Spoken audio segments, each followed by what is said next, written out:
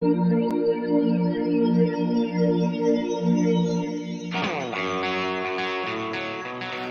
episode of In the Trenches is brought to you by System 12 Guitar Method. Sign up today at ryanroxie.com.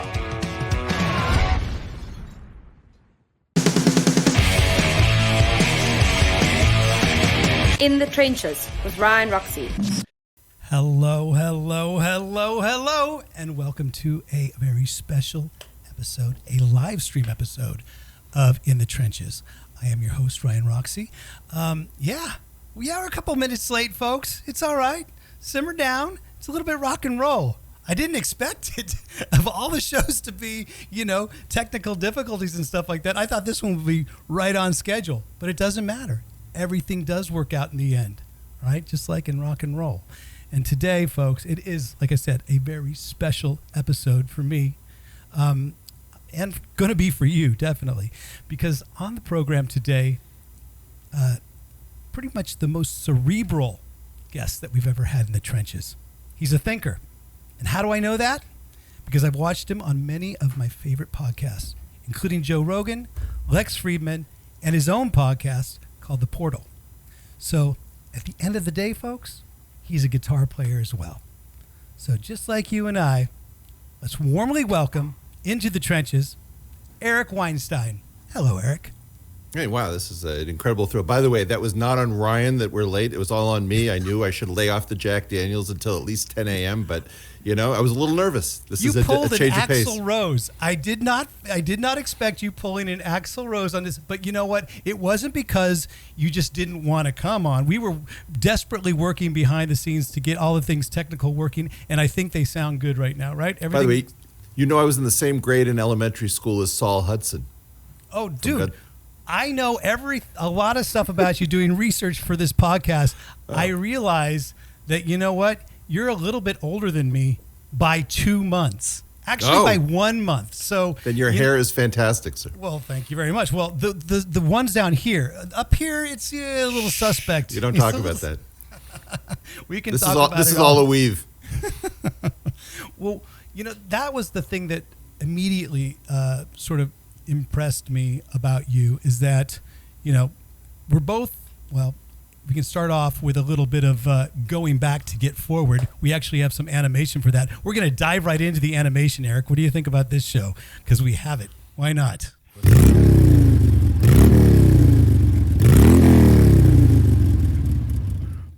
We do a little go back to get forward, and part of that is just so we can sample a motorcycle, I think. But I think we're both California guys, both California men, right? Born and raised. I am. I was born and raised in the Bay Area. I know you've spent enough time up in the Bay Area, but I want to say you're more SoCal, but I can't be 100% sure. I am, if not superficial. I got you. There is that divide. But see, we grew up, this is what's great about you being on the program today, is that I feel that we both grew up with the same musical influences, a lot of the same thing, exactly the same things going on in our life during that time. Prop 13, Sure. I remember Prop 13 like it was yesterday. I didn't have any idea what it was. I just knew that my parents would talk about it and, have millions of discussions about it. But also, the thing is, being that we're the same age, are we now the adults in the room? Not yet. I can't accept that. No. We still have parental supervision now from a 78-year-old president after a 70. He will be. I think he's 78 now, and we had a 74-year-old president. So I think it's very strange that weirdly we are still not the adults in the room. Wow. But at one point, do you think? Right out of the gate, I'm gonna ask you some questions because you're one of the biggest commentators on. Talk about rock stars, folks. Eric Weinstein is one of the biggest rock stars on the interweb. Whether you want to call it the intellectual dark web, or whether you want to call it he actually named that. That's just one of the many things that he's done. But if you want to talk about all social media, Eric Weinstein is one of our biggest rock stars because of his views. And I really appreciate you coming onto the show to give these views to a whole new audience today. And out of the gate, how old should someone be to run the country? It's really not I don't think it. I don't actually have an issue about age. I phrase it about age because it's easier for people to hear, but it's really about the same people having been in charge for way too long. And clearly we know that they don't have ideas. We know that they are not well adapted to the current world. They're not particularly technically oriented, either because they grew up before technology or they didn't come from technical fields, and we live in a very technical world. So really, my feeling is that there's no particularly right age, but I do think it would be positive if you expect to live 20 more years to deal with the consequences of your actions in office. And I also think that it's important that if you've been on the stage, let's say our current president became a senator when he was 29 years old in the early 1970s, I'm pretty sure if he had something extremely important to tell us, he would have told us by now. And I feel that the last person in the office had a huge time on the stage. And I don't know why we're continuing to deal with failed leadership. Well, there you go. I'm just giving you a little bit of a taste of what we're going to talk about today, because at the end of the day, rock and roll, the social media, politics, it all kind of goes around in our complete zeitgeist of where we are today. And I do want to talk a lot about music, because that the theme of the show does have a music sort of thread through it. And the fact of the matter is, I was turned on to you because obviously I've seen you commentate on the Joe Rogan. I've seen you with Sam Harris. I've seen you with Jordan Peterson. I've literally watched hours and hours of interviews, just looking at listening to your views, and being really impressed by what I hear. And I think my rock and roll audience needs to hear a lot of your views as well. But out of the gate, I know that there's a little bit of misconception about how to introduce you at one point, because, when I was trying to get the description for the podcast, I mean, some people, Dave Rubin, for instance, introduces you as a mathematician. Wikipedia says you're a venture capitalist. Logan Paul, who you had the balls to go on that podcast with, that was an interesting show as well, but you did a great job on it. His description is that you're a genius atheist Christian, whatever that means. So, I mean, how would you describe yourself and to people? And I know you get asked this question quite a lot, but just in sort of, I guess, Cliff Notes form, how would you describe yourself? Well, I went with imposter when I was on Dave Rubin, and I kind of like that, because I think that distinguishing between an imposter and a fraud is important to me. An imposter is somebody who may not have the credentials to be in a particular location, but has every intention of doing as good of a job as they can, if not better than the credentialed. So you may steal from the till, but you hopefully are going to put back more than you took by the time the day is over. A fraud is somebody who's just trying to fool you in an attempt to enrich themselves and screw you over. I think that part of why I do that is because we've become extremely worried about anyone deviating from his or her lane. So you hear "stay in your lane" a lot these days. And with open architecture of the internet, polymaths are particularly terrifying to people, because they may roam around and opine in areas where they are not expert. And you, of course, have an issue there where you get a benefit from the fact that the person isn't usually captured by the dominant belief structure in that area, but that person has to pay it back by virtue of the fact that they are not, in fact, dedicated experts who stay only there. So in some sense, Ryan, not to be critical, you are an imposter as a broadcaster. I was just going to say I'm a podcast imposter, but I do intend. I don't wish. I intend to actually become one of the best, at least in my rock and roll field. So, and I'm listening to guys like you on your podcast, The Portal, to sort of grab tips every single episode. Well, let me just say one other thing about the concept of the imposter. I've realized that a lot of the world's genius is riding on female shoulders, and that women, by and large, have a bigger issue with imposter syndrome because they don't give themselves the same allowances generically to screw up. And so for a while, I was going around talking about the need to not worry about imposter syndrome. And I don't know that I was very effective. But by embracing the imposter label, one of the hopes was that as a positive externality, a lot of people would say, okay, maybe I'm an imposter too. Now I don't have to worry about imposter syndrome. So the secret agenda behind calling myself an imposter is that if we could liberate the amount of intellectual horsepower that's currently inhibited by virtue of people saying, stay in your lane, or you don't know the topic, and you're jawing off, you're a bullshitter, all of that kind of energy, imagine what the world could be like. So if people started to think of imposter as a wonderful thing, taking a name like as was done for the word queer and spinning it around and turning it into a positive, then I thought that I could do no greater good in the world than to free up all of the people who've been inhibited and have not taken their shot on goal. Imposter is no longer a pejorative, folks. Imposter is a good thing. And with that being said, Eric, would you consider yourself an imposter guitarist? Absolutely. Oh my God. I mean, I think you contacted me after. I think nobody had seen me post myself with an electric guitar ever. So first one. Yeah. So I had a Mexican Strat and an old Princeton Chorus amp, which was not the right amp for me. And I then got a Positive Grid Spark amp on an impulse, and I took my my guitar in to get it worked on. And holy cow, I had suffered for decades in a situation where I could have made myself happy with under $300, and I just didn't know it.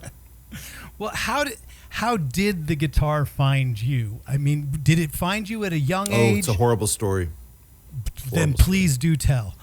Okay. It has to do with my grandfather, and I was musically hopeless. And I have a child who's musically hopeless and another one that's musically gifted. The musically hopeless child, we could not teach him middle C to say, as soon as we taught him middle C and then we taught him D and E above it, he would forget middle C. And it has to do with various learning issues in the family. And so I took 6 months of piano lessons, which is a total disaster. Nothing happened. And it had to do a lot with symbolic uptake. So my grandfather, who was musical, said, I want to get Eric a guitar. And my mom said, nothing doing. You're going to destroy his self-confidence. There's no ability. And he said, okay, all he needs to do is tune it, and then I'll be happy. He doesn't need to play it. So that was his way around. So he got me a nylon string guitar, which I brought just in case I needed to document this. I love it. Please do. And I learned to tune it, and then I started wondering how it worked, and theory became my way in. So I couldn't read music, and I didn't know how to do tablature. Everything symbolic is a huge drain on my brain. Like if I do symbols, I have to sleep for hours. It's really quite horrible. But was it setting the goal for yourself to tune the guitar? That was a major sort of thing that perhaps maybe your grandfather gave it to you as a challenge? No, he was just being devious. He was being devious. He was trying to get around my mom because my mom had an idea in her head that this is just going to be bad. And my grandfather understood that if he could get the guitar into my hands, then I would find my own path. So he was the self-teacher who teaches self-teachers how to self-teach. Well, you have an interesting approach with that. You have an interesting approach to learning music and to teaching. I think, it goes against sort of the educational complex, if you will. You have, I know you've talked about it before, and like, there is that old saying that repetition does learn something, and that whole 10,000 hours to learn something. But you necessarily don't agree with that. Well, that's somebody's process. So we're not knocking it. It works. But it's not everybody's process. And then if it's not your process, do you take away from that you're less than and deficient? And that's my issue. And it's funny because I now hang out with musicians who are way above my pay grade. And I don't think they even realize how discouraging what they say can be. For example, somebody recently said, you're not a guitarist until you sell one guitar to make rent, and then you buy it back at a later date or something like this. And I couldn't relate to that because I've never had any of these experiences. Or you're not a guitarist until a string breaks and you compensate for it and such and such. Well, all of these things are, okay, great. I'm not a guitarist. And that I have this idea in my mind that I'm not a, yeah, well, because you don't realize that people are listening in on your conversation. And if you think about great pedagogues, Guthrie Govan or Paul Gilbert, these people who are amazing. If you're not in that idiom, you think, well, okay, I'm not a guitarist. I'm just somebody who owns a guitar. I'm a guitar owner. That's what I am, and I think that's one of the things I've been talking about recently with Rick Beato, if you follow his channel at all. Absolutely, we do, yeah. And so I've been saying, why don't you guys recognize that a lot of us don't know where we are? We're certainly above some level, but we're below other levels. It's not that we've had a linear progress.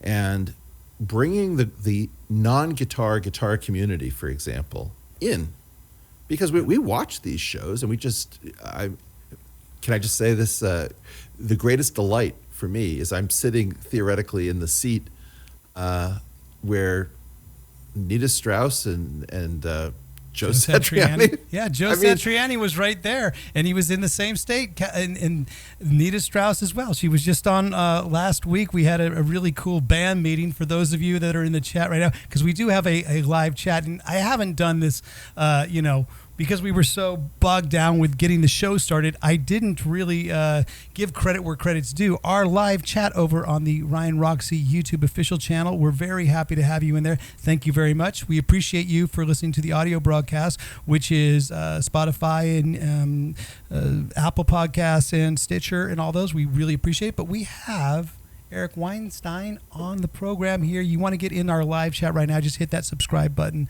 And you're in that same position that Joe Satriani. In fact, that I think was one of the selling points to getting you on this show. Well, no.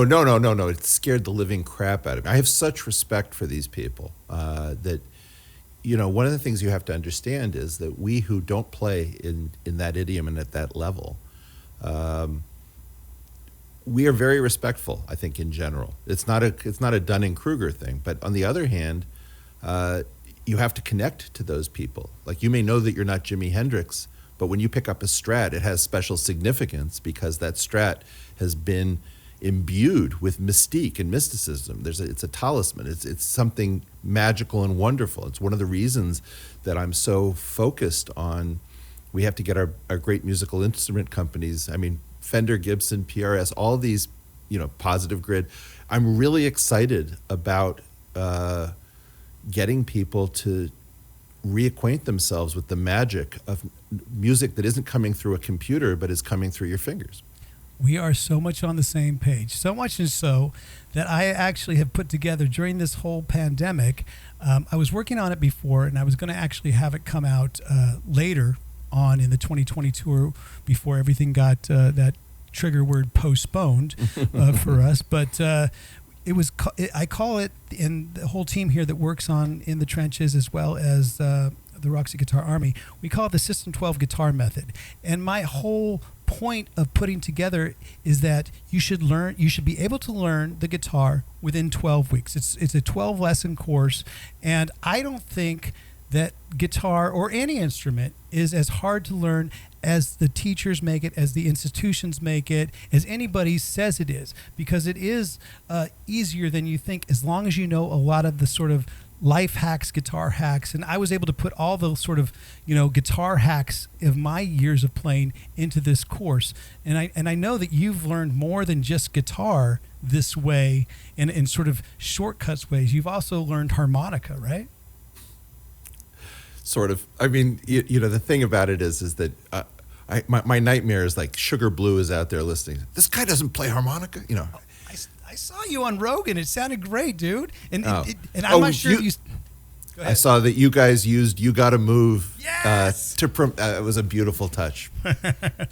It was like an inside thing, and I was hoping that you'd get it, but Oh, now you dude. got it. Good. No, I was all over that, and it really, the funny thing is that I probably have never really had a conversation about a song like "You Gotta Move" because I read about these things, and I know that people who are in the music business talk about, the old blues cats and jazz guys. But in general, in my life, nobody knows the music I listen to. So I never have conversations about Big Bill Broonzy. I mean, there's no sense of being part of a culture. I'm completely isolated. I did not know that the Rolling Stones covered that song on Sticky Fingers. Did you? Get your yayas out, it occurs. There it is. I love it. Yeah. All right. So that being said, because we are sort of the same age group, we're sort of the same era, same state, what were the bands that you were listening to growing up that really made you go, yeah, I like this music? Oh, geez. Well, the one that got me for guitar, Robbie Krieger of The Doors on the song Spanish Caravan, took Isaac Albéniz's piano music, which the Asturias Leyenda, and I guess Segovia had transcribed it for guitar, and he used that as this motif. And I've never heard anything. It's very close, actually, to Crazy Train in a certain sense, the main riff from the beginning of that. And well, no, I think this is super important. The way in which the profane and the sacred interact in rock and roll. I mean, of course, Ray Charles did this with What Did I Say, with the church music and the moaning and groaning. And I think maybe my favorite example of this, which I talk about sometimes, is AC/DC's "You Shook Me All Night Long," is very close to the most powerful sort of, prayer or recitation in Judaism, the Shema. Right? Shema Yisrael, Adonai Eloheinu, Adonai Ehad. Yeah, you shook me all night long. I can't hear because it shook me all night long in Hebrew. I love it.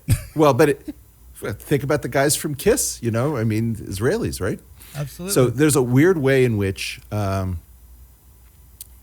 all of this discussion about sex and drugs and rock and roll and church and transcendence and, it's all wrapped up in the same thing. And it's not all about the rock and roll lifestyle as this gutter thing. It's also about the transcendence of the gutter and the way in which those two things collide. So I think that was it was very important to me. The Doors were big. I didn't get AC/DC in real time. I'm now a huge fan, but back then I thought it was really stupid. It was going to be a passing fad, so that clearly got that one wrong. Aerosmith was pretty large for me. Aerosmith 1 or Aerosmith version 2? See, because I always find that the version 1 for me, just like the Bon Scott AC/DC version, they're closer to my heart. Rocks, Toys in the Attic. Right. Those are all the Jack Douglas produced albums. But there are versions too of both those bands. If basically, after Highway to Hell, there's, what was the album? Oh my God, the Black Album, the biggest one. Hell's Bells, Back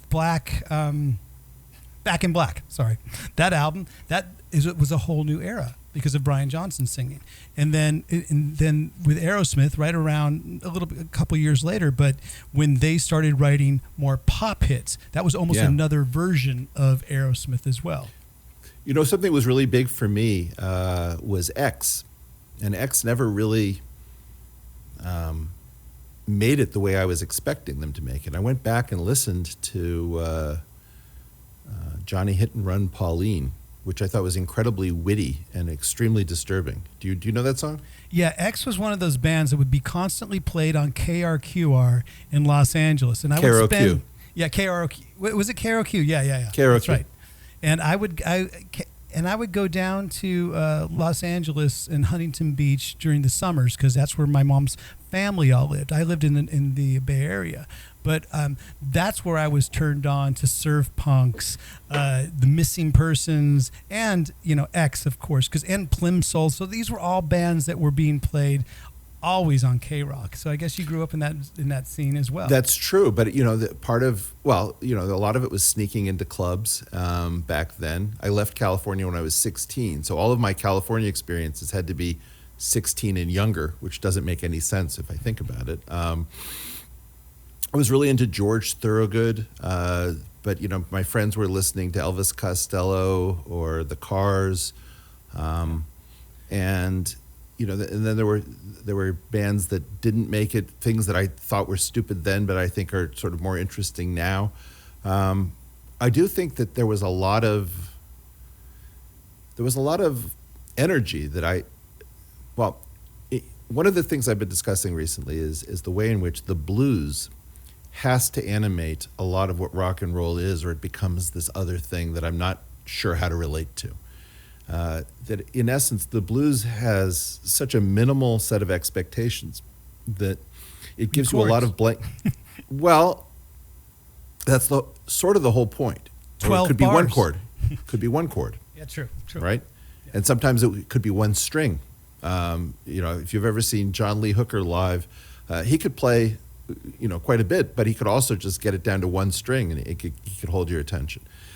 I think that because it clears out so much, it gives you the maximal amount of blank canvas, it's weirdly almost the most musically interesting because it's not telling you very much about what to do. And so in the hands of Stevie Ray Vaughan or Gary Moore or Jimi Hendrix or whatever, you get this idea of somebody in a direct communication with the universe. They're just jacked into the cosmos. And particularly in the sort of virtuosic idiom. And I guess that for me has to deal with maximal emotion. And what worries me a little bit is that I think we have in some sense better guitarists now than we've ever had. And we're not choosing to listen to them in the same way with the same reverence and the same attention. And I think this is something to worry about. Is it because of the platforms that they're presented on? Could it be because we have so much accessibility with YouTube, and I do want to talk about YouTube, Spotify, and the whole difference. Whereas these older classic artists, they're on vinyl. You recognize them, you remember them from being vinyl, cassette tape artists. Well, and you have an exact idea of how your record was scratched. Okay, here we're coming up to that pop, right? No, I think this is important. It was a particular instance. Somebody said that a photograph isn't a photograph until you print it out and put it in a frame. Because what we do now is we have files, and we don't treat them as photographs. We just take a ton of files, and we say, okay, that's my album. But you haven't actually done what is necessary to activate that file and to create a photograph out of it. I think something tangible, maybe. There's, in a certain sense, and then there are other paradoxes. I think one of the paradoxes that I find very funny is that I'm not positive that Eddie Van Halen would have been Eddie Van Halen without David Lee Roth, because David Lee Roth put Eddie Van Halen in a package that particular genius was. Well, to use a computer science term, David Lee Roth was the syntactic sugar for Eddie Van Halen. And that with stage clothes and leaps and, songs that are danceable, you would have a situation where many more people would hear that person than would hear John Petrucci. You don't know how happy I am to be breaking down these old school songs and music with someone, because you have such a rich knowledge with the backstory of your views about this type of music and stuff. I'm gonna get slaughtered in your comments, by the way. No, you're not. You're gonna get. Honestly, you're gonna get a lot of praise because you have the knowledge of it, and you've actually really thought it out. Which, again, from the top of the show, I said you're one of the more deep thinkers that we've had in the trenches. Although there's lots of stories that we haven't, and I've found that all the guests that come on our show do have a story to tell. A lot of inspiring, working their way all the way up to where they're at. Scratch a musician, find a geek. I mean, I think that's a very important idea, is that you have all these people who are sort of the height of cool, but if you hang out with them, they're talking about their impedance issues in their amps, you know? Oh yeah. We can all. I actually have a system. I'm not going to use it with you though. We have Gear Geeks and Guitar Freaks where we just break down certain types of things. And I'm not going to break down your Mexican-made Strat right now, although it did look very cool in the actually ad picture and stuff. But folks, we're here with Eric Weinstein, and there it is. There's a nice picture of it. My question is music the only thing left that isn't divisive anymore? Because I see it's totally divisive. Well, but when you talk about a fan group, because with my boss, with Alice, I have the most conservative and most progressive audience all in one room at any given time, at any given city, watching the show. Everybody dialed in to the music, dialed into the sound. So I'm saying in that respect, is it the only thing that we can all agree on if we like a certain type of music anymore? Well, it has a very special, I guess I disagree with it because I've gotten into such brutal arguments about, you can get into an argument about which is the greatest guitarist in the Yardbirds with Yardbirds fans, and it can get pretty heated. I think that, I think music has a very special place in keeping society together like comedy does.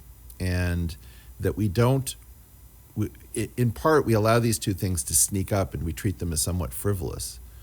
But I'm very worried about this particular moment. I keep making this point over and over again, that I don't think the music of our age is the music of our age. I don't think that the music we're listening to now is what we're supposed to be listening to. I think if you think about what's going on in society, the inability of our musicians to figure us out and hold up to us what we can't see in ourselves.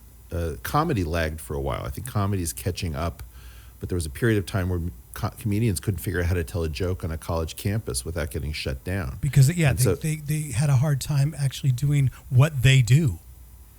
Yeah, and I think, Joe Rogan sort of said that to me that it was rough for a little while, and then it became the golden age as the best people started pulling off the William Tell shots.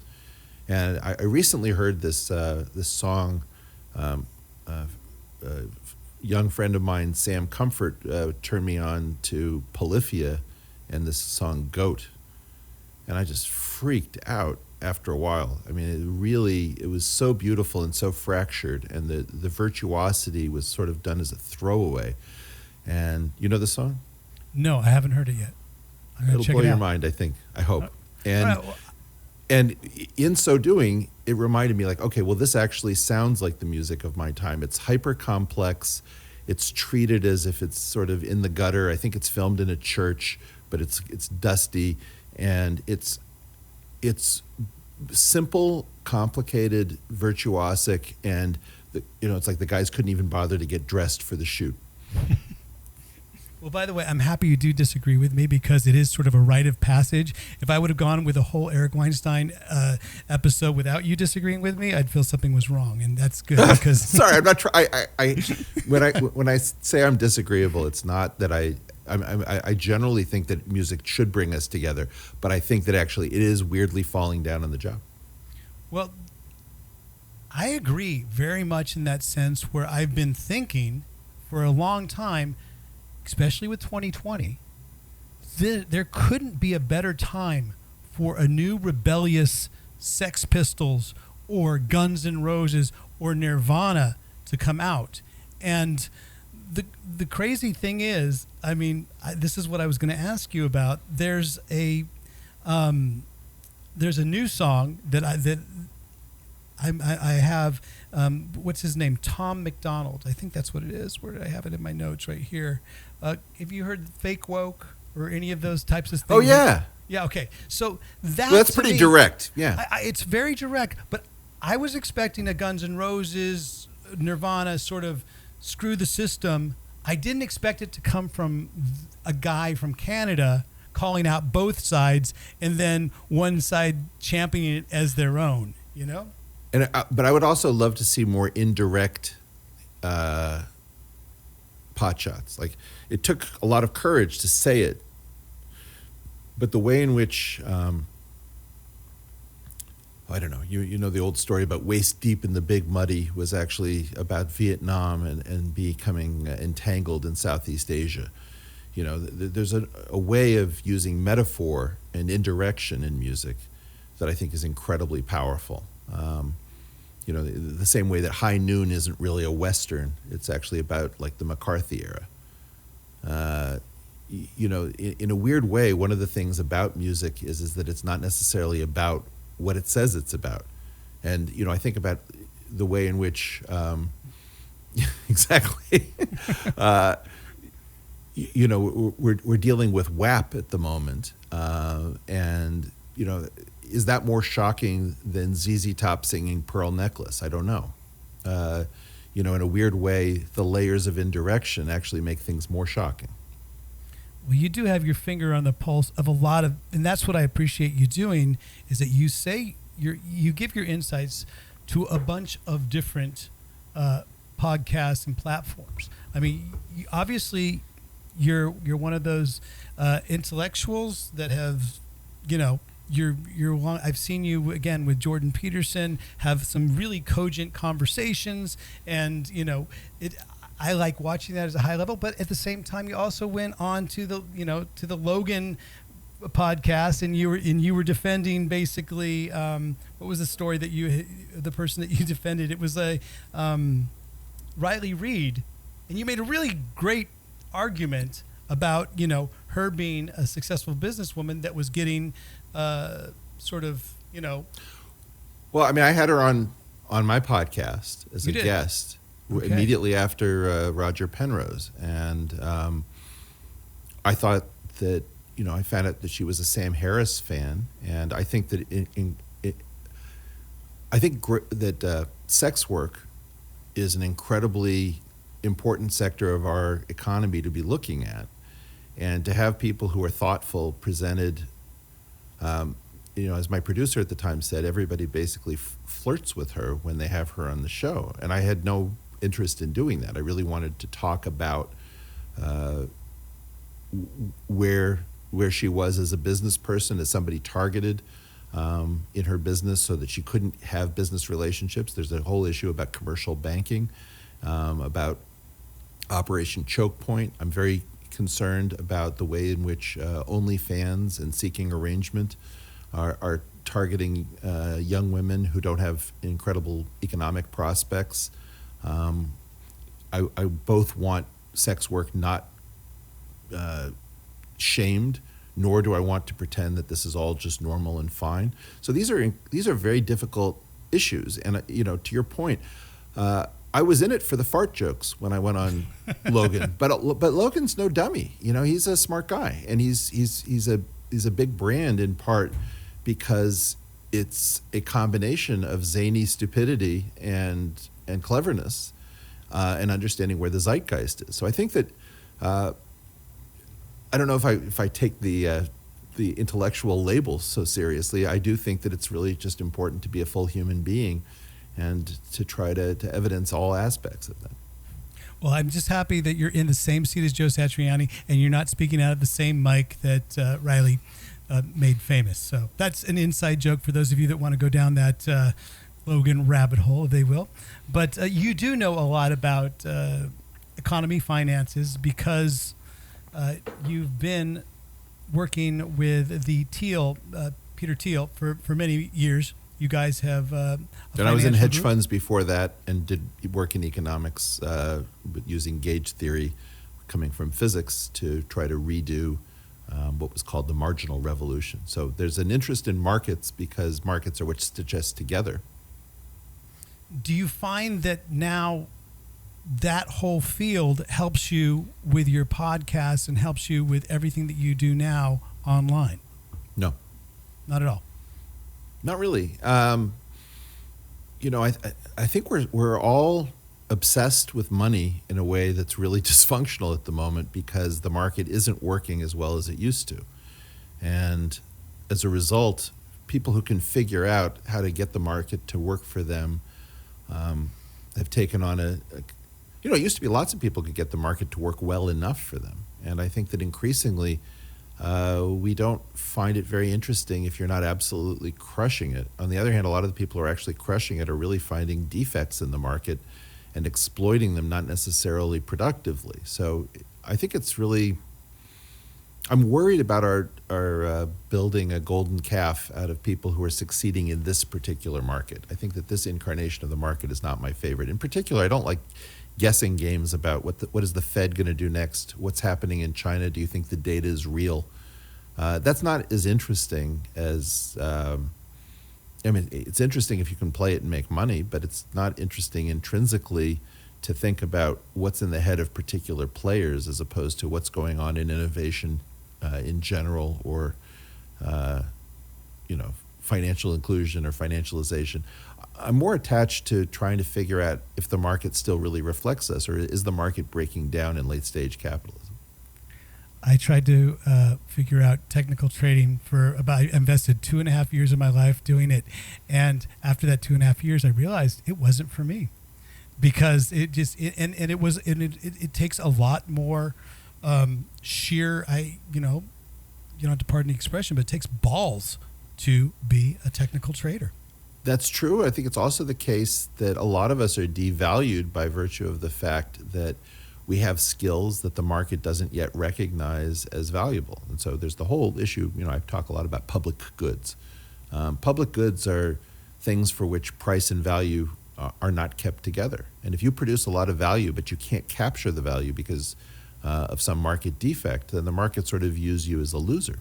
And one of the things that's really important is how much talent is currently miscast as loser in our current system. And I think if we don't watch that, it's going to be a revolution. I think that the number of incredibly talented people who have so much to give the world and who are so appreciated, who cannot capture the value that they create, is an international scandal that people are afraid to talk about, because if you complain about it, it must be that you're a loser. And so one of the things that I'm interested in is representing the loser community. I think that there's more talent in the loser pile than there is in the winner pile, by far. And a lot of that is a mistake when you see somebody who's just incredible, like a musician. If you think about Mark Knopfler, singing about down in the tunnel trying to make it pay, and you think about all of the great musicians. Think about Joshua Bell's famous experiment where he was playing the violin in a metro station, and people could listen to one of the most sought after violinists in the world and just walk right by him. I used to watch Tracy Chapman playing and singing in the arches of the Harvard Cooperative, the COOP, in Cambridge. And it used to break my heart. I would think, gosh, this unfortunate woman, she's such a talent. She could just catch a break. She could just catch a break. And, it's like your feet from Tracy Chapman. And it was clear. Now, if you take all of those people, like Eva Cassidy, why isn't Eva Cassidy a billionaire? Why wasn't she during her lifetime? That talent, Jesus, every time I put it on, I just come apart. And the fact that the market can't reward this stuff, in particular what happened to music when music became files, because a file is inexhaustible. You can play it any number of times and the zeros and ones don't degrade the way vinyl does. And it's inexcludable. Because if there's no encryption on it, you can share it 1,000,000 times. It constitutes a public good. And so musicians were some of the first people to get royally screwed by the so-called abundance economy. And, this is one of the things that's really important. What saves music is the ability to tour. Why? Because you can lock people out of a hall, and when it's over, it's over. And so those things allow you guys to charge for your services. But I want to get back to the point where we can charge for music. And we can, at some level, say thank you through the market for the fact that you've written the soundtrack of our lives. That is important. I think that for so many musicians, we forget that we're in the music business. And that's the biggest problem, because we have such a mind to create and to be artistic, not realizing that there are X's and O's that can actually be just as artistic if we could just take the time. There's a few rock stars out there that can do that, but not everyone. But part of the problem is that when you start having to talk about money, you degrade the experience, right? You know, do you know Suzanne Santo? She's been on Joe Rogan with Gary Clark Jr. I do not. I've not heard of it. Sorry. Well, try listening to a song like "Ghost in My Bed." It's just this haunting Americana of love in the gutter and its beauty and grace. And she has got one of the most haunting voices backed by her violin or guitar. And she was a friend of mine. And she came over, you know, and she gave us this concert in the little yard outside my house. And I just thought, like, how can I repay you? How can I possibly find a way in kind of saying to you how much this means to me? And there's no way of doing it, you know. And then you cheapen it by sort of trying to put a dollar on it. If you guys have to talk about money, then we don't have the same feeling, because you're singing about love, you're singing about heartache, you're singing about defeat. You know, I think about people who've pulled it off, like Tom Petty singing "I Won't Back Down," you know. He went up against all the record companies back well, in the that's what day. I'm trying to say. You know, the A&R man says, "I don't hear a single. The future is wide open." And, you know, the song I want to be played onto if I ever make it to the Tonight Show is "Baby Even the Losers." I love that song. Absolutely. I think that stuff is it's so important. So if you think about you know, that ain't working, that's the way you do it, Mark Knopfler's, musicians want to talk about this fact of we're screwed. Yep. Do you know the and you're saying right now the music that people are listening to is not the music that people should be listening to, because maybe there should be more of that, a little bit of rebellious kick in the ass sort of, but a little bit underslighted sort of lyrics. You know, the things they do look awful cold when I look at our politicians, right? The ability to take a glancing line like that and not have to say the whole damn thing. The irony of that. I think you have to look at the fact that musicians are our historians as well. I mean, one of the things that I bring up now a few times when I talk about music is the number of musicians in the 60s who were talking against the protest movements. Who were saying, you guys are kind of out of control and you're not really making sense. And so those kids were their audience, but they were also chiding their audience. You know, I'd love to change the world, but I don't know what to do, so I'll leave it up to you. Who was the last band that did something like that? Who was the last band that had a stand like that? Can you say Pearl Jam? Well, so I don't know the reason. By the way, the last person who did this really effectively was Dave Chappelle, who said, you know, I'm going to do an impression, and he goes into this thing about, I'm going to ruin you, I'm going to destroy you, blah, blah, blah. Now, who am I doing? Everybody said, Trump. And he said, no, it's you, the audience. You know, by the way, Green Day's I Hope You Had the Time of Your Life, that little F you know, at some level. Yeah, it's sarcastic, but it's sarcastic to everyone. We're all wasting our lives, right? I mean, I think that they were including themselves in on the joke. If you look at the video for that, Good Riddance, it's incredibly self-reflective. I think that in large measure, we in general are scared to say how off everything is. We are frittering away everything that we had built up.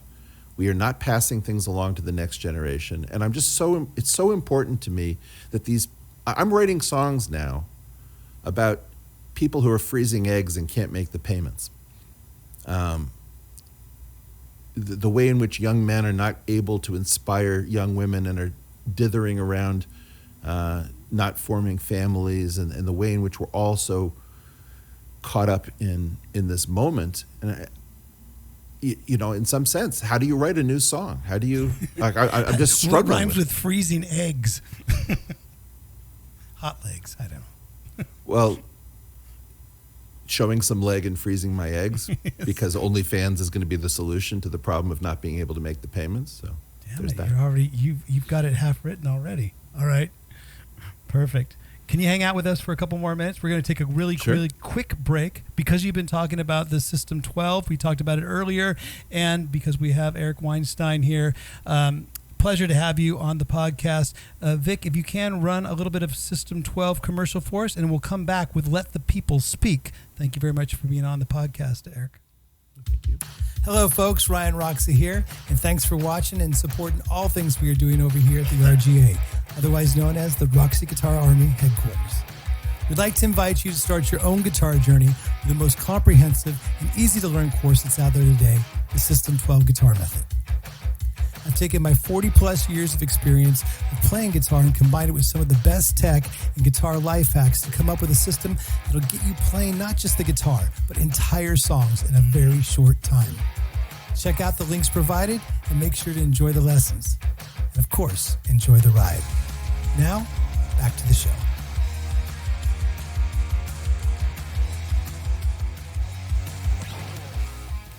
We try to keep it all quick here, and honestly, we try to accept when it comes to our guests because, folks, today with us we have Eric Weinstein, guitarist, pianist, harmonicist, but he's an imposter at all three. But thank you. But an you forgot mandolin. If you really want to talk imposter, it's mandolin. But I'll tell you something. I am so excited about octave mandolins. We've got to get those into our world. Okay. You know about sound them? a little bit like my friend Eric Dover, because he would be the guy. Eric Dover played in Jellyfish. And he does a lot of solo stuff work. Just a genius musician. But whenever I would call him, when we'd be talking, he'd be like, he would be out sort of recording birds and sort of looking at new sounds and techniques, and so I like that. It's the octave mandolin. We should look into that. Okay. Well, so. Yeah, just think about tuning in fifths, but with enough room that your fingers can actually fit on a fretboard. I don't know why people didn't invent this earlier. Bet heavy. Go heavy on octave mandolins. That's your financial advice right now. Yeah, they traded at a discount. They're very hard to find. Well, you know what? There's people in our chat room right now. I guarantee know people that know people. So here we are in the trenches. We have another little bit of animation, but honestly, these are questions from our, just a couple, from our guests that have been in the chat. Our producer, Vic, has been compiling them, and it's a little segment we call Let the People Speak. Come on, Vic.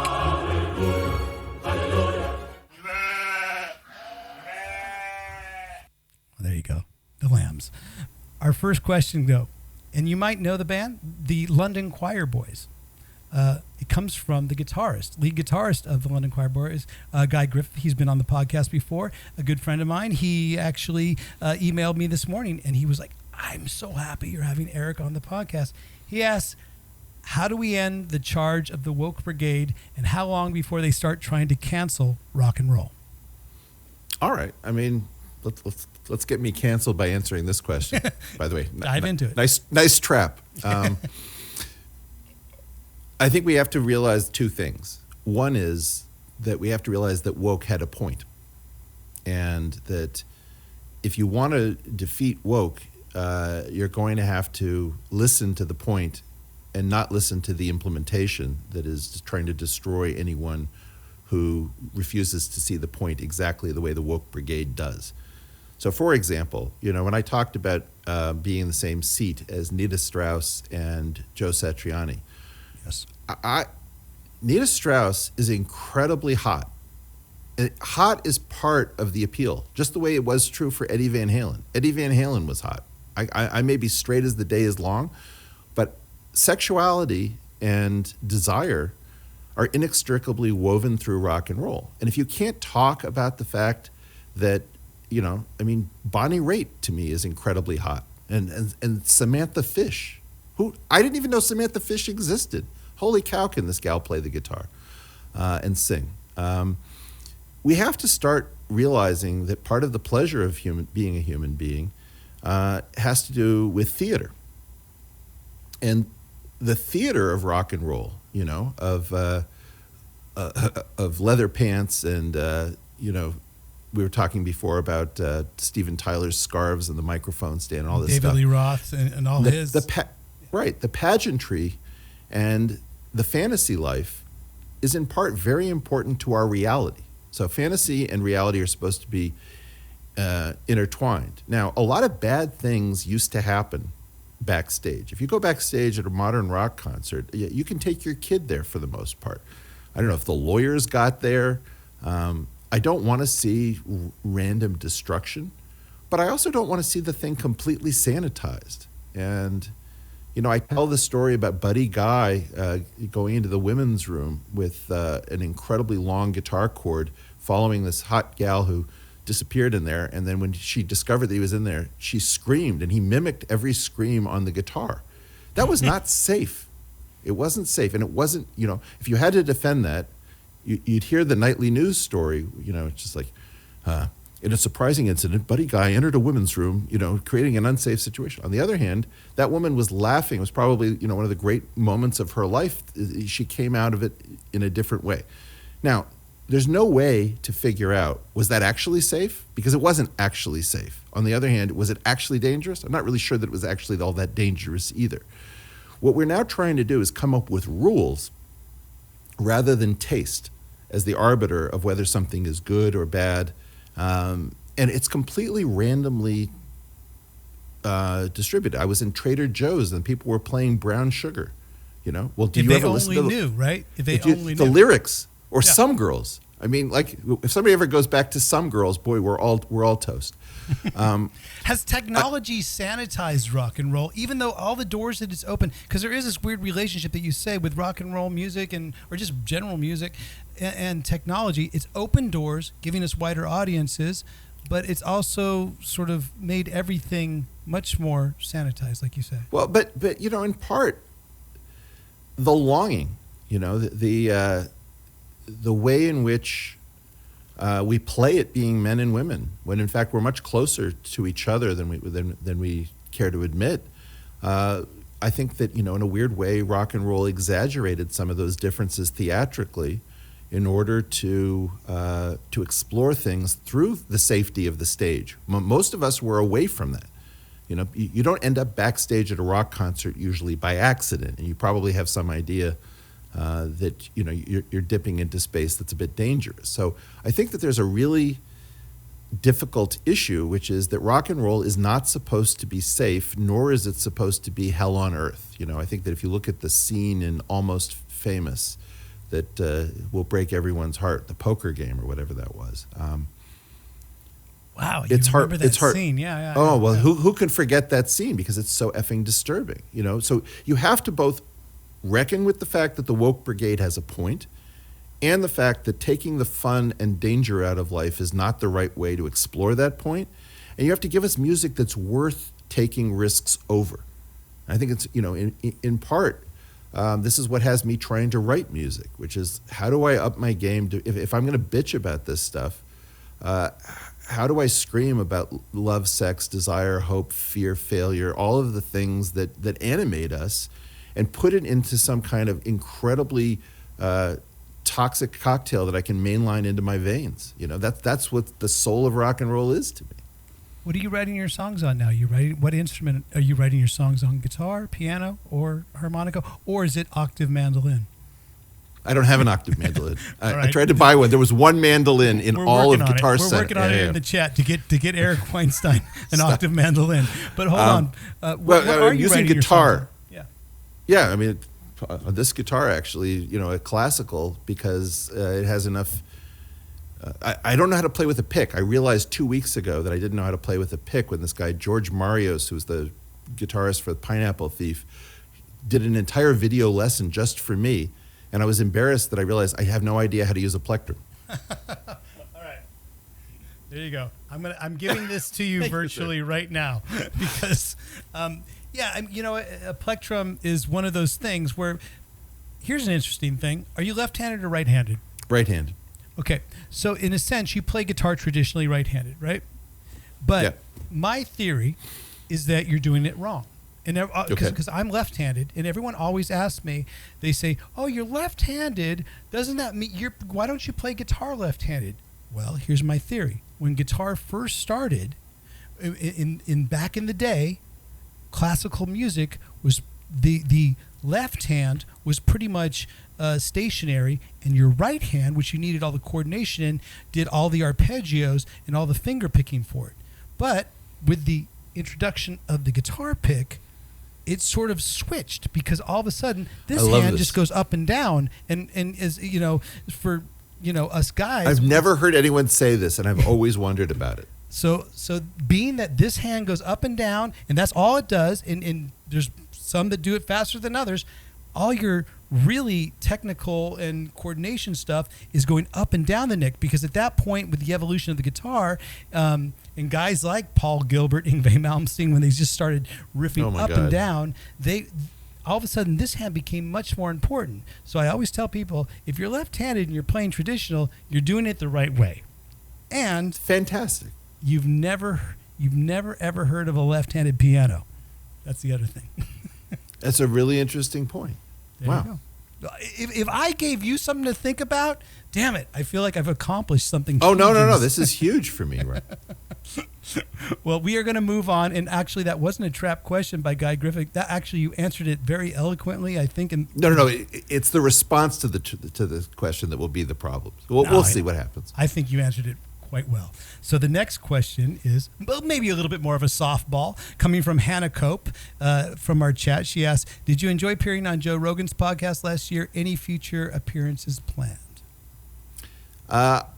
Yes, there is a future appearance planned. Joe owes me 2 appearances on my own program, but I haven't used it to blow myself up yet. Look, Joe's amazing. And one of the things that you get to do when you're hanging out with him, because he's an incredibly great guy to hang with, is you get to see, I'm going to blow his cover. He's an amazing mind. He pretends that he isn't. But one of the reasons that show works is that brain is something else. And, it's hard because it's not exactly in the idiom of most intellectuals. And if I were to call Joe an intellectual, he'd just make merciless fun out of me. So I'm not going to do it. But he's one of the smartest guys out there. And people just wonder, like, I don't get it. He's a meathead. He's a regular Joe. And he just has the biggest show in the world. It's like, you think? Doesn't that have something to do with what you said earlier about not staying in your lane? Just being able to do whatever you do want to do and whatever you're, interested in. You are never more than a few clicks away from something that Joe knows a lot about. And that's one of the reasons that he can, just think about how many hours he's put out there on how many different topics. Yeah. And how, the thing that I envy the most is his own ability to get out of the way of his guests when he'll steer them to something which makes them look good. And so in a weird way, he's that kind of, that Larry Bird player that makes everyone else on the team play better. And so people like themselves better when they're on Joe's show, because in part you don't realize that you're getting this tremendous assist. And boy, could I use a tremendous assist. So yeah, I kind of love it. That's and really good bourbon, I've been told, as well. That's what my sort of black cup. It's evening for me. I never got the blunt, and or the fire extinguisher with Eglon. I see it. Fire extinguisher? No, the flamethrower. Flamethrower. That's right. Actually, I think it's called not a flamethrower. Exactly. So opposite. It's not a fire extinguisher, the exact converse of a flamethrower. I got it. All right. So our last question, I feel I'll have our producer, because he's usually really embarrassed to come on screen, because he actually wrote the question. He actually wanted to have the question. I'm going to have him come on screen and ask it to you himself. Now look at him. He's getting ready. He's putting on his Vic. makeup. He's laughing at me, but Vic Chalfant, our producer, has a question for you. The last of it. There you go. I was turning off my heater because I have a little space heater in here and I didn't want it making noise. This is a very international show, by the way. I'm in Sweden. Vic, our producer's in Arkansas, and Eric is coming from an undisclosed. Eric is coming from some undisclosed location somewhere in California. But I've seen you on the portal on your own podcast with that background before, so I think we know where it is. What's your question, Vic? So I was just curious because I know you were a financial advisor and did a lot of that sort of stuff. And so I wondered what your take was on the Reddit GameStop stock boost that happened recently. Well, it's very weird because, of course, hedge funds aren't necessarily hedge funds. They often have pension plans, but we hate the hedge fund managers so much that we're all sort of rooting. Even hedge fund managers are rooting to have other hedge fund managers take it on the chin. I think this is, there's a revolution afoot, and I've called it the N-squared revolution because before, recently, it wasn't kinetic. There wasn't that much street violence. We had some street violence this last year. People are pissed, and people have every right to be pissed. And one of the things that's got me most pissed off is listening to the establishment say, oh my God, the little people have discovered the fact that they can do what the big people do, which is manipulate markets. And it's like, hell yes, they're not the little people. We should have repossessed the Hamptons in 2008. No, I seriously, I called for turning it into Clawback National Seashore. And we should have all of these beautiful homes so you could tour them just like you're in Rhode Island, in Newport. In essence, we've got a kleptocratic elite, which are not elite at all. We keep calling them elite, and I don't know why we bother to do that. We're ruining the word elite. We have elite surgeons and elite special forces. These people aren't elite. They're gonoffs. They're chores. They're thieves. And in a certain sense, frauds, you said. Well, you have to appreciate that in part, as you know, I had a hedge fund myself. We were trying to do things honestly, but we didn't even know who our value sources were. At some level, you see a trading pattern and you go after it, and the theory of the market is that all you're doing is making things more efficient. But the predatory institutions, the really big hedge funds, the really large investment banks, have a terrible culture. They've financialized our world, forced us all to go through them, and they have an idea that they're allowed to manipulate the markets, and we're not. And so I admit I was sort of, running around the house in my underwear cheering for these guys, not even knowing whether that really made sense or whether it was a good idea, just because I'm so interested in having some of these people take it on the chin. Right now I'm having my moment with the Bitcoin community where they need people to be their antagonists. So I'm not a Bitcoin. I'm not a Bitcoin critic the way they think I am, but their whole thing is like, Bitcoin doesn't need you. You need Bitcoin, and don't be a bullshitter. Show us your portfolio and all this kind of stuff. Is Bitcoin going to be, or is it going to be the next one, or is it always going to be the second in line? Because it's always really good, at least in rock and roll, it's always good to be the second band. Yeah. I think Bitcoin really has a special place because it's not trying to do more than what it is in a weird way. And my belief is that Bitcoin is really a play on the corruption of our institutional class. So you think about Janet Yellen versus Satoshi. Janet Yellen is yelling at Satoshi, and Satoshi, we don't even know who Satoshi is, right?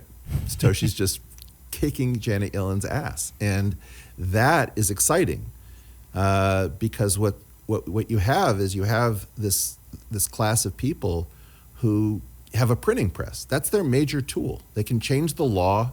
They can prosecute you. They can print money, devalue the money that's already there. They can they can transfer wealth from person A to person B, claiming to be doing something like stimulus or relief. What the hell is relief or stimulus? It's transfers of wealth, right? Bitcoin is basically a discipline. It is what I've called the relationship with the unforgiving. Bitcoin is like the honey badger. Bitcoin doesn't give a shit. And that indifference, that cold-hearted indifference, is in part what is empowering the Bitcoiners. And yes, they're completely out of control and they're ridiculous and they're like bad children. On the other hand, they understood something that was really important, which is the main selling point of Bitcoin is the utterly undependable nature of our institutional class, which is thoroughly corrupt. And the more corrupt they are, the more Bitcoin is going to go up. Well, I can tell you this. My Bitcoin investment has finally paid off all the debts that I had incurred trying to learn technical trading, which I, again, stepped away from because I found it wasn't for me. But, and I will still hold on to it because I do feel that it does have some sort of longevity. And it could go way, way higher than it is now. Especially once it runs out, right? Once it's a finite. Think about it differently. Think about it as it's not, when you see the Bitcoin price, that's a two-sided thing. And the great value of it is you're short the dollar. And you know that these people don't know what they're doing at the Fed. The central bankers don't know what they're doing. So you know what they're going to do? They're going to print. And Bitcoin is in part valuable because it's not going to print. It's going to do what it's going to do on a regular schedule. And the confidence that you have that these people have one basic trick up their sleeve, which is seigniorage, the theft of, you're going to take money away from everyone who holds dollars and give it to whoever you give new dollars to just by running your printing press. And so that's sufficient to say that the Bitcoin price is really an exchange rate, and it's the fact that you're short the dollar that is animating BTC. But there's no doubt that Elon's investment in Bitcoin, and I know, folks, this goes a little bit off the usually Fender and Gibson talk that we have weekly here, or rock and roll stories of tour buses, but it's more rock and roll and interesting to me just to talk about this in a mind like Eric Weinstein. Elon's investment, to me, sort of leveraged his company so that his company wouldn't fail as well. Will there be other companies that do the same, which accept Bitcoin Pay? Well, he's using mimesis. He's using mimetic desire. So the idea that we want to ape Elon, hey, Elon's got rockets. You know, rockets look like guitars. They're long and thin, right? You know, and he put a convertible into space, you know, with David Bowie playing in the background. Okay, so now the idea is we all want that kind of Elon cool, because really what we're trying to do is we want to make love to Robert Downey Jr. as Iron Man, you know. So at some level, he's using that mimetic desire to do what Bitcoin is going to do anyway. In other words, but by virtue of the fact that this thing is short the incompetence of our aging institutional class, Elon is helping it along. But I don't think Elon is central, unless he's Satoshi. I don't think he's central to the story. All right, I see Kanak has a decent question. Should I post it? Well, Ryan may have dropped something. I'm willing to field the question. No, I dropped my microphone, you know, because I got so excited about, he is Satoshi, he is. But so Kanak is always, he helps out a lot with our putting out your sort of promo for our podcast today. Kanak is from India. Sir, would you like to share any advice for engineers, freshers who want to walk down the path of mathematics, stats, artificial intelligence, and maybe pursue a PhD or job in the same field? Oh boy, we both need you and we don't need you. And this is really the tough part. We need people to go into these fields, and we need these fields to pay really, really well because these skills are fungible. And right now, what we want to do is we want to exploit you. So don't let the market turn you into a subroutine so that somebody can snap their fingers and say, get me a rocket scientist, mathematician, data scientist. And then they'll give you what seems like a really nice salary for a young person, very little upside, and then they'll work you very hard, or they'll put you as a postdoc. We've got a huge problem. The thing to do is that we've got to bring science employers to their knees.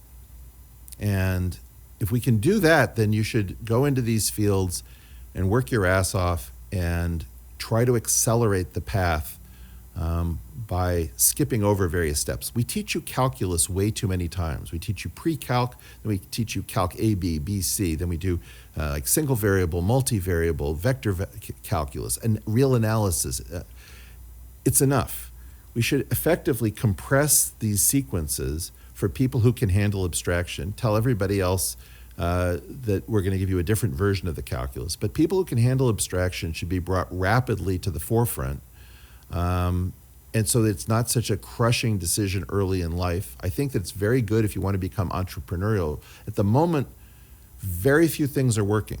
And so the entrepreneurial avenue is one of the only things that is still working. But what we should do is we should make it safe for you to enter these fields, compressing the length of time it takes and making sure that you get paid shit tons of money by people who have gotten used to the idea that PhDs are a dime a dozen and a commodity, and that we can always flood the market whenever we need to make sure that they have no power at the bargaining table. So it's a very difficult recommendation. We need you, and we also clearly indicate that we don't want to pay you, and so it's a very dangerous thing to enter. I hope that's helpful. Thank you very much. Kanak, just on my end, I do need you still to help promote the show like you do every single week. Thank you very much, as well as you, Federica. And you know you don't get paid. Do you have an Indian audience? Huh? Do you have an Indian audience? We have an international audience because the good people because Alice Cooper commands an international audience. We have people, I think right now, if you want to sort of chime in on the chat, we have Australia represented, India represented, South America represented. Specific question, because I've been on this Clubhouse app where my follower count is growing faster than Twitter by a good amount. And exponentially, right? I know. It just went zoom, right? You said something like 2.1 million? Yeah, they were neck and neck like last month, where I've been stalled out below 500,000 on Twitter for a long time. How did that crack how did you do that? Because it is an invite only app, and I just I got the invite a couple weeks ago, and then I just joined up, and I will obviously try and one of the best things on that app is the South Asian music room. Okay. You have got kids from all over the Indian diaspora who are freestyling and riffing using Hindustani classical, Carnatic music, Bollywood as their well. And the instruments are slightly shifted. You know, you're going to get rabab, harmonium, sitar, santur, sarod. But what's going on there is so rich. And I just was hanging out with a bunch of them in a closed audio room where one of the gals started doing, they do the saregam thing where instead of do, re, mi, fa, sol, la, ti, do, they do saregama, pa, da, ni, sa. And they sing and they scat with the actual note values. And she started riffing off of Dave Brubeck's Take 5 because in part, these funny time signatures that to us are very much more understood and intuited because North Indian rhythm is the envy of the world. It's just the most advanced rhythmic system you'll ever find. And so in a weird way, I think that the whole thing that happened between like Ravi Shankar and Yehudi Menuhin only went so far. And then tabla beat science behind Zakir Hussain, arguably the greatest drummer of our time, was very interesting. But I think what these kids are going to do is these kids are going to take their knowledge of this alternate classical music, which is much closer to jazz because of the importance of mirror neurons and improvisation. And they're going to find more meaningful connections between East and West, between, the bridge on an Indian instrument is curved to get it to buzz, that sitar sound. Yes. And so if you think about, it's like natural distortion built in. And the ability to bend on a very high metal fret where you can both bend up and down, but you can also bend in because the frets, are really supporting the My string. guitars do that every single winter in Sweden because of the humidity. Well, but what I want to see is, why is it that, like, do you have an idea of the top 10 Bollywood songs? Absolutely not. I do not. This is a major missed opportunity. They're incredibly rich and interesting.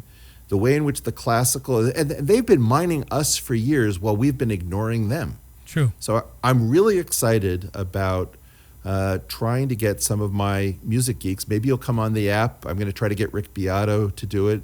Maybe go after Adam Neely, and to try to get these diaspora South Asians in dialogue with rock and roll and find more meaningful connections than were found when we tried to pioneer this 50 years ago.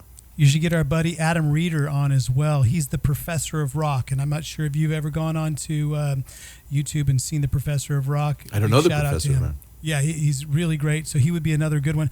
I mean, look, I'm not intimidated. I'm not disheartened. I'm just schooled because you are friggin' schooling my ass on music today, and I love it because there's so many things I'm going to go back and watch the show myself, take some notes, the names that you have mentioned, plus these ideas, because you're exactly right. This is so many other cultures have been sort of studying American music, and but we absorb it. Like if you think about Paint It Black, right? I see a red door and I want to paint it black. It lingers a half step below what I think the tonic would be, and it stays there comfortably, which is like, it's a little weird. And it has that kind of Indian, Yeah, but that's just one harmonic minor scale with No. Right. But then like even a very simplistic thing like the James Bond theme is actually taken from a failed musical for V.S. Naipaul's A House for Mr. Biswas. And originally its lyrics were, I was born with an unlucky sneeze, and what is worse, I came into this world the wrong way around. Like the whole thing is clearly Indian, and you've never realized that what animates like all that spy music with all of these chromatic tricks, blues and chromaticism. In that case, what you're really hearing is a sort of an Indian sensibility or a Middle Eastern or gypsy sensibility, which is like, coming from the Miserlou. Miserlou is very close to Hava Nagila, right? With that oriental second between the flat second and the major third. Yeah. Right. Those half steps, yes. Like you say, those chromatic half steps. And then the way in which these guys interleave the major and minor tonalities. So there's this whole system, like you were talking about the harmonic minor, the fact that there are different versions of the minor that are different as you go up, as you go down. They call this a row of row, where the scale changes, the raga changes depending on which direction you're going. And so I really think that in part, rather than treating this as a novelty, we should be mining this as a huge source of ideas. And it just, for some reason, hasn't happened yet. Wow. And you know what? All my favorite solos come from 5 notes, the pentatonic. At least the ones that I've written as well. Well, but I bet they don't. I mean, I think that one of the things that's so beautiful is if you look at, who's this guy, Jacob Collier in the UK. So he's focusing us on the fact that it's absolutely essential to realize that we're imprisoned by 12 tones. So you have this 12-week system, yeah. right? Well, it's a 12 system because there is only 12 notes in... Okay, but why? You're going to tell me that... Well, because... Why 12? Okay, because there's 12 notes on the guitar neck. And now Why I are know there 12 you can notes? bend it. Okay. Why are there 12 notes? Starting from your open string all the way up to those double dots. And that actually simplifies the guitar neck for many people. But it's the 12th root of 2 that is causing this to happen. In other words, it is peculiar to the 12th root of 2 that if you take 19 of those increments, that's almost exactly equal to 3. It's just below the value of 3. And that's only true for like 12 and 53. There's a 53 notes gives you an almost perfect fifth. So the real rule is that you have to have perfect octaves, and you have to have something so close to a perfect fifth that you can call it a perfect fifth, even though that's a total lie. And 12 is the magic value. I think 29 is the next value that gives you a very weird approximation to the perfect fifth, and then 53. And that 29 gives you a worse third. Our third is so far off. The reason that blue third, you talk about the pentatonic where you're bending that minor third, is the Pythagorean tone is between the major third and the minor third. It's closer to the major third, but it's really far away. Our ear can hear that difference. It's sour. And that's why that you see what happens when I get a mathematician on my show that just blows up my system 12. Vic, can you take 2, raise it to the 19th power, and take the 12th root of that on a computer? He's shaking his head completely. No, but we don't even realize why 12. Yeah, now I know. Now I know it's increments of 12, 29, and 53. Folks, stay tuned for my next 29th system. You see, with 53, you can make a fortune. Working my way up. All right, so we are now heading out to the highway. There it is. There, Kanak again is. He's giving you some came back through and for forth. us. Yes. And I don't know if he's correcting you or not correcting you at this point. No, he's giving me the Hindi or the Sanskrit. I'm not sure which. I love it. So there it is, folks. we have spent some really quality time with Eric Weinstein. We did something. No, we've actually I've learned a lot. Hopefully you've learned my very simple thing of why I'm left-handed and play guitar traditional. I love that. That was great. I hope that's your takeaway. I have too many takeaways to actually have. This is called Heading Out to the Highway. If you can, obviously with 2.1 million Clubhouse followers and YouTube followers, you don't need everybody to come on board, but I think a lot of people in our chat would like to find out more about you. What's the best way to get in touch with Eric Weinstein? I leave my DMs open. It's not very responsible of me, and I don't answer or read every one, but I try to sample them. And, the other thing is to go to I think, ericweinstein.org and leave us your email address. I think there's a Facebook group for the portal, which I have not been doing very actively. There's really only me, so there isn't an organization behind it. But if you will attempt to send me a DM or to sign up at ericweinstein.org and find the portal.wiki, gives you an idea of some of the crazy things that we're into. And we would, one of the reasons we were eager to do Ryan's show is that it's incredibly important to support our musicians during what has been a brutal year where people can't really easily charge for their music and they can't easily tour. And it's so important for people who are actually still playing instruments and who still have the love to keep this thing going so that it doesn't all become formula and computer and the market. So this is just out of a gratitude for, I can't believe a guitarist this talented saw me on Instagram screwing around with a little bit of blues and invited me on the show. And so I wanted to say thank you. Well, it's a pleasure to have you on. And the future for you is writing songs. You did mention that a little bit. Can we look forward to some sort of release coming out? I don't know how to do a release. So if you don't mind giving me an idea of how one of the songs I can't really even play because it's above my ability to actually pull it off. But I would love to talk to you privately, and maybe you'll help that along the way and be a midwife. Would love to, and if you need a guest solo or anything like that, I would definitely be. That would be awesome. So, Eric Weinstein, hang on the list for just 1 second, and folks, honestly, this has been, of all the episodes that I've done in the Trenches, which is a musical podcast, this has been the most musical talk that we've had of our guests. And I love it, and I really had a good time doing it. Next week we do have, if Vic has that shot up, he does not have the shot up, but we do have Susie Quattro coming on next Tuesday. So maybe Eric will come back for that at one point. But I appreciate you can find Eric Weinstein, especially if you get into Clubhouse as well. I will probably be there a little bit later on in the evening. As always, folks, I appreciate you guys supporting the show. Appreciate you guys supporting everything we do with System 12 and everything at the RGA. Again, if you can subscribe to that YouTube official show. You've been hanging out with myself, Ryan Roxie, and our guest, Eric Weinstein. Until next time, folks, enjoy the ride. Have a great one.